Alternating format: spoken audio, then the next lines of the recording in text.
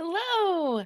I thought I would go live today because I was asked by some people to actually share how I use this tool that everybody's been talking about to you in my copywriting. And I'm not a copywriter. And what I thought I would show you today is just a few of the small ways that I use it because you can use it with the original plan and still get really good results. You do not have to go into this new boss mode. I'll do another video on how to how you use this more advanced feature, but I thought it'd be helpful to walk you through how I've been using it for the past couple of months on some smaller copywriting projects where I don't necessarily have time or want to bring in an external copywriter.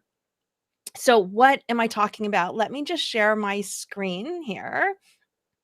And in case you haven't heard, they made an announcement yesterday that they were actually changing their name to Jarvis. And a lot of you may have seen it as, conversion.ai.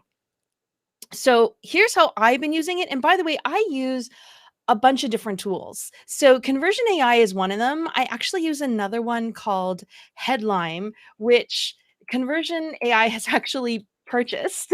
They've actually bought this company as well. They've acquired Headline. And the reason I like to use Headline as well as conversion.ai, I like to test different tools against each other, but I do find that for some reason, the output that I get on Headline tends to be a bit different from what I get on conversion.ai. So I'm actually really happy that Conversion, or Jarvis as they call it, purchased Headline and are kind of combining forces there, because Headline was the one that, like I said, they just had I don't know, I just felt like the output seemed to be a little bit different. I was testing a whole bunch of different AIs, and this one just really stood out for me. So I'll show you how I use conversion.ai, and I pretty much do the same thing with Headline as well. And like I said, I started using this a lot with Facebook ads, because when I'm running Facebook ads, sometimes I want to just quickly test things. So like I said, again, I may not have time to have a copywriter go through and write, 20 different ideas for me, or I just want something a little bit different to start off. So what I'll do is I'll just log into Jarvis right here. And if you have the original plan, and like I said, not their boss plan or their boss mode, this works perfectly fine. I think that boss mode works better for long form copy, and I'll show you how I'm using that, it's kind of cool that way. But this way I'll show you first, because then you can do it really quickly. So I'll go down to Facebook ad primary text. And what I like to do is, normally I like to have things mirror the landing page. So I'll just take some copy from the landing page. So for example, let's just actually go to the conversion.ai landing page. So if I have a new campaign, I'll literally just take the copy from the landing page and I will put it in here. And let's just call it Jarvis. What do they have here? Let Jarvis write your marketing copy, because that's what they had here. And you can put up to 600 characters. So I'll try and find other information maybe on the page here. Like maybe we'll just do this and we'll put this in here. The more info you can put in, the better. So I will also put this over here. Excuse me, I'm going to sneeze. Excuse me. Excuse me. So I might put this one in here. Excuse me. So I will just keep putting in as much info as I can, because I found that when you don't put in a ton, you don't get very good copy out of it either. So, okay, it looks like I accidentally added more stuff in there. Great. And then you want to choose your tone of voice. So I have a couple of them I'll show you, but I'll start off with this, and you can see how fast it is. Now, you will get some kind of not great copy, but that's okay, because you can just keep trying over and over again, right? So as you can see here, it just spit out a couple different versions here, and I used excited. I also like to use friendly. So I use excited, I use friendly, I use persuasive, and um, and I'll do like confident, I guess kind of is similar to persuasive. So I'll do that as soon as this finishes here. And you can see it just starts to spit out some copy for you. And I just like to have a whole bunch of them, because I will scroll through it. This is not a set it and forget it, but it definitely helps with blank page syndrome. So at least I get something going, and I know I can start using it on my Facebook ads. And I know it's like taking a little bit longer, but so while it's doing this, I'll show you the next thing that I do. So I'll take a look at the copy, and sometimes I will, uh, you know, add to it myself. Like this part here down here, I probably wouldn't use that, or I'll mix and match different parts of it. So just put it in a Google Doc or something like that that you want to use. So what you can do is you can take the copy. The other thing I'll do too is I will, after I decide on the different, oh, here it is now. After I decide on the different copy that I want, so you can see here, it gave me some friendly copy, right? So maybe here's some friendly copy that you want to use. After I create all the copy that I want for the Facebook ad, then I review it for compliance. Now, here's another tool that is free. It's put out by the people at Exod. It's called Copyscanner.io. It's not perfect, but it helps you a little bit just to scan for words. It only seems to scan for words. So don't assume that because it passes on here that you're going to have 100% compliant copy. You're not, but it's actually going to give you some words that you can use, and it'll just to maybe go back and rewrite it, for example, like taking out the you, but it doesn't seem to pick up context very well. So you still have to review it manually yourself to make sure that it is compliant, or as compliant as you feel comfortable with. So you want to do that as well. And that's how I get through these pretty quickly. And like I said, I just use the copy from the landing page. And then you can take the same thing and you can go back out to the dashboard, to your templates, and then you can just choose the headline and do the same thing, and just put this in here. And this, you can do witty, friendly, persuasive, excited, and you can see how fast this is. And sometimes when, you're running a ton of different ads and something isn't working, I also find it just helpful to go in here, keep generating ideas over and over again, just to start to give me some other ideas for different angles as well. So you can see here they've got a whole bunch of different headlines you can start testing too. And again, see how fast this is. Just make sure that you've reviewed it to make sure it's compliant. Everybody has, I think, their different levels of comfort in terms of how risky you want to be for compliance. But you can do this as well. And same thing with Google. They have Google ad templates here as well. This is what I've been using. I've been using mostly conversion.ai. And like I said, Headline. Headline has very similar thing where you just choose Facebook ad copy, put in the information, and it just generates it for you. So you can do it very quickly this way. So that's the first way that I use it, and that I found it to be very helpful. Another thing that I have also kind of found it helpful too is inorganic. And one of the fun ones you could also do as well is you go all the way to the bottom, and they have this other option called engaging questions. And you may even want to do this on your ads as well. But if you also have, a Facebook page or a Facebook group, these are kind of fun to do. So, for example, you can type in like tacos. And then you can put tone of voice, you can put, like you said, you can put engaging. So I can just generate content and see the type of content that comes out specifically for business owners and tacos. I have no idea what it's going to do, but see, now it gives you a whole bunch of different questions that you might want to use inside of your Facebook group. And you can keep generating it. Sometimes they generate really weird stuff. I think we generated one and it's something to do with cats and tacos. I'm not sure.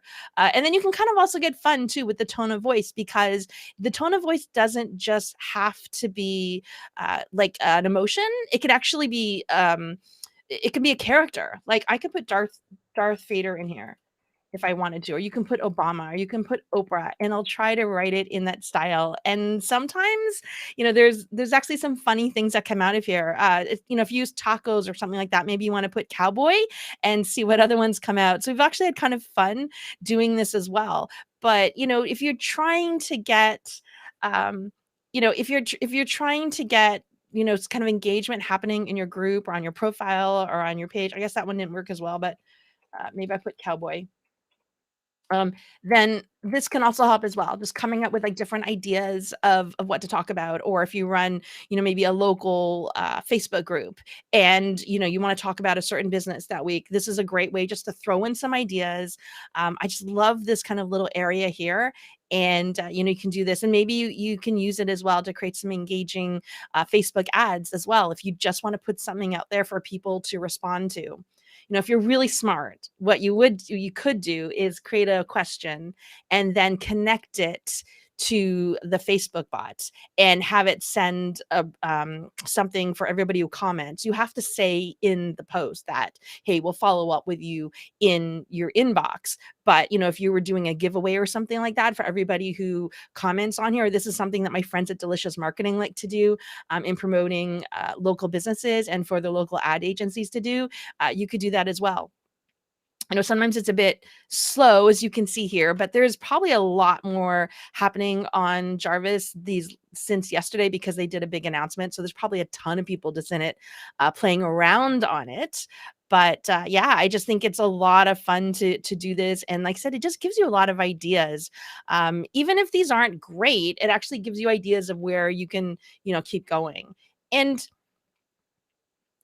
one little tip I wanted to give too is, after you have all your outputs for your ads and you don't really like them, or maybe you want to try just a slightly different version from what you have, you can also just take your copy. I'm just going to keep letting this run here, but you can also take your copy and just go to the content improver and put it in here, and it'll spit out a different version of that copy.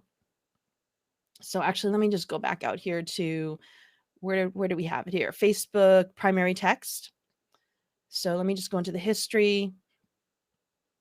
If I wanted to have that rewritten, I would just put it in here, and maybe I just want to put excited, and then I would just have it generate the content here, and it will give me another sort of like spin on the content. So again, it just helps me just to come up with different ways of writing things. So you can see here now it seems to be different from what was in the Facebook ad area. So you can do that too. They also have another area that is it'll create a story. So if you want to create an ad that's a little um, more story oriented, this might be good for you. So see, I just took the ad copy from there, and we can see what it spits out here as well. And so you can try a bunch of different things and different angles to put in your ads, and then see. So here now it's creating it almost like a story. See? I can do it again, and they can do more of a story. And maybe you could take this and read it over into a video, maybe put b-roll behind it, and now you've got a video ad. So there's a whole bunch of different things you can do, and that's what I like about these AIs. I don't think that it replaces humans, but what it is doing is it's enabling us to just quickly generate a whole bunch of different ideas and just move on from there. I could maybe take all the stuff that I've outputted here that I think I like, and maybe hand it over to a copywriter and say, hey, here's some ideas that we came up with. What can you do with it? Or you might also want to do it the other way around. If you have copy written by a copywriter, put it in here and then have Jarvis, regurgitate it again to get different ideas out of it. And you don't even have to stop here. Both in Headline and in Jarvis, they have the AIDA framework, they have the PAS framework. You could put it in here too and see, again, just take a look at the output there and see if that also is something that you might want to use. So there's a lot of different ways to do it. But like I said, what I'm doing it right now is I'm fitting it into my existing process and using it for ideas and rewording of things. I use it a lot too for headlines too, because what I find anyways, that's the first thing I will change. If my ads aren't doing well, I will change the headline first in terms of the click-through rates, because that tends to move the needle a little bit more in it, and also if you're testing creatives as well. So if you think a good creative, and your click-through rate just isn't doing well, try testing another headline, and you can get some quick ideas from here just to go out and quickly test in your ads. And then at least you know what better direction to go into there. So that's just some of the ways. There is so many things you can do with this AI. I think that what I wanted to iterate here is that it really is a tool. It's not going to replace strategy, like not right now. It definitely needs editing, not just from a style perspective. I think it definitely needs editing from a compliance perspective. I haven't found anything that it spit out where it was 100% compliant. So I always had to edit it a little bit there, but it's been pretty good. And I was really surprised in the beginning how many times the ads that I had running with the AI copy versus just the original human copywriter written copy. I was surprised at how often the AI actually won. So that got me, you know, using these more and more and more. And I've used a number of different AI tools. And like I said, the two that I ended up with using the most is Headlime and Conversion.ai. And since Conversion.ai bought Headlime, it's all good. It's all going to be incorporated inside of there. So I hope you found this helpful. If you want to try it out for yourself, I have, you can actually go to a link. I'm not sure if I have it here. Oh, yes. You can go to a link actually here at powerupstrategy.com/AI if you want to try it out for yourself.